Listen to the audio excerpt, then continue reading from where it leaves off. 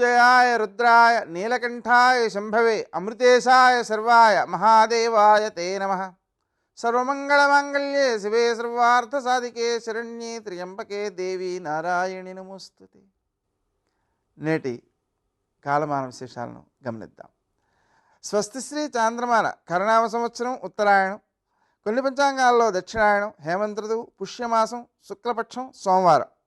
సూర్యోదయం 6:47 సూర్యాస్తమయం 5:45.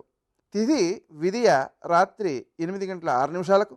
నక్షత్రం ఉత్తరాషాఢ తెల్లవారుజామున 5:50 వరకు. వర్జం మధ్యాహ్నం 2:16 నుంచి 3:49 వరకు. దుర్ముహూర్తం మధ్యాహ్నం 12:37 నుంచి 1:21 వరకు. మరల మధ్యాహ్నం 2:49 నుంచి 3:33 వరకు. అమృతకాలం రాత్రి 11:36 నుంచి 1:09 వరకు. రాహుకాలం సోమవారం కాబట్టి ఉదయం 7:30 నుంచి 9 గంటల వరకు.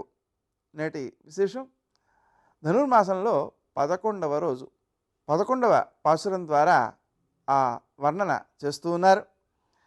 లేగదూడలు కలిగినటువంటి ఆవులకు పాలు పితికి శత్రువుల బలం నశించేటట్లుగా ఎదిరించి యుద్ధం చేసేటువంటి గోపాల వంశంలో దోషాలు లేని దానమైన ఓ బంగారు తీగ, పుట్టలోని సర్పం వంటి నితంబము గలదానా, అడవిలో నెమలి వంటి కేశపాశము గలదానా, లే. చుట్టాలు చెలుడు అందరూ వచ్చారు, నీ ముంగిట నిలిచాం. నీలమేఘశ్యామని కీర్తించుటకే వచ్చారు. ఏమిటి ఉలకవు పలకవు, లేవవేమిటి? నువ్వు సంపన్నురాలివే, సందేహం లేదు. అయినా ఈ నిద్రకు అర్థం ఏమిటి?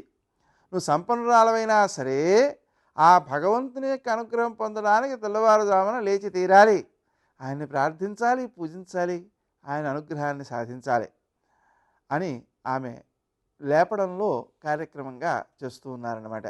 నేటి ఆణిముత్యం.